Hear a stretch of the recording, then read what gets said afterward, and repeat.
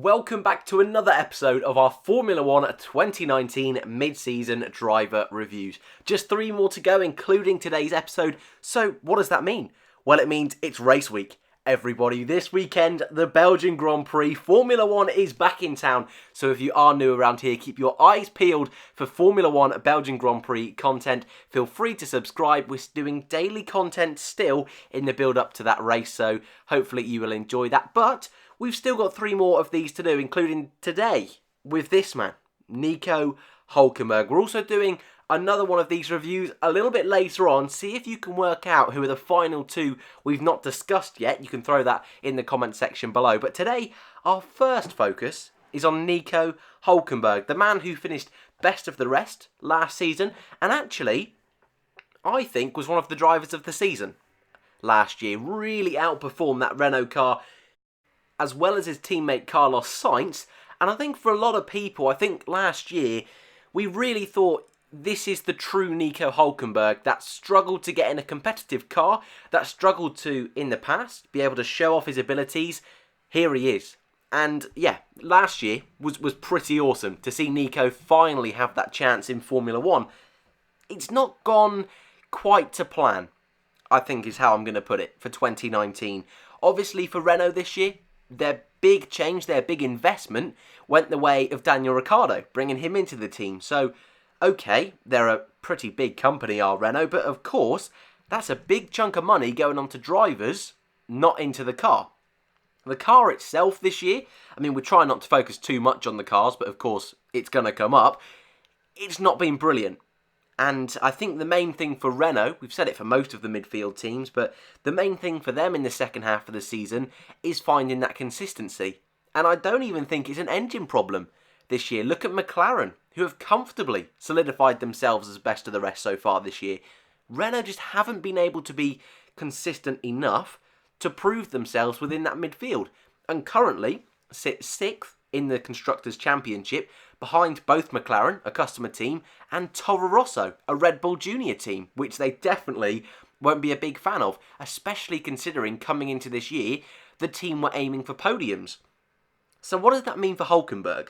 Well, looking at some of his statistics, at the moment he's 14th in the championship, quite a far cry away from that best of the rest title he had last season. His teammate Daniel Ricciardo is 11th, so both of them outside the top 10. They're only separated by 5 points, Ricciardo on 22, Hulkenberg on 17. But in all fairness, which I try to be on this channel, this was one of those teams that missed out massively in Germany.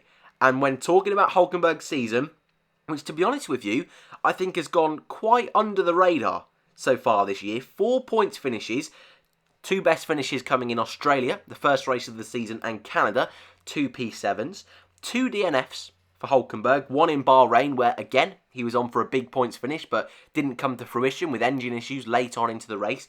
But the other one is Germany. And I think when we're looking at his season as a whole, I think so far that's the big glaring issue on his CV was Germany. Because, okay, we never were going to be able to guess what was going to happen in that race, but he was driving so well in that first half of the race. While other big contenders were dropping out, Hulkenberg made no mistakes, and at one point was right behind Max Verstappen in P2, and was fighting for the lead with Max Verstappen. I mean, we don't expect that from a team like Renault, which perhaps is a bit unfair, but that's the kind of race Germany was. And it was a race where Hulkenberg, if he'd have just stayed in it, there's quite a high probability he would have had his first Formula 1 podium. And it's just another opportunity that got away, ending up in the wall over the drag strip that was practically an ice rink, is what people were saying. Many drivers getting caught out there. Charles Leclerc, Carlos Sainz, even Lewis Hamilton, all making mistakes there. And Hulkenberg as well, another one of those casualties. It was just that Sainz and Hamilton got going again. Hulkenberg, sadly not. And it's that big stain, I think, that'll be on his 2019 record. Perhaps a little bit unfairly, because again, that car has been inconsistent. And I said this with the 2 Haas drivers. It's so hard to judge a driver when the car isn't delivering. The same with Sergio Perez. So all of these articles that Hulkenberg hasn't been good enough this year, that Ricciardo has destroyed him, I think slightly unfair. Both on 4 points finishes, only 5 points difference. The quali gap, well, the quali record is 8 for Ricciardo, so I think Hulkenberg in the second half of the year will definitely look to improve that. But I don't think it's been a dreadful year. I don't. I just think it's been okay. And I think in a season like this, where the car's been unreliable, that's fine.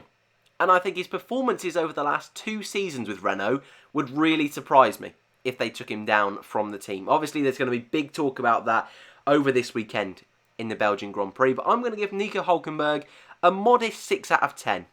I don't want to go too high. I think that's maybe a little low, but I'm happy with that rating. But I'd love to know your thoughts in the comments below. Later on today, another video will be out. And again, if you want to try and work out who it is, feel free to do so. One more episode as well coming out tomorrow, and then we'll be back into the usual swing of content. Thank you very much for watching. I hope you enjoyed, and I'll see you in the next one.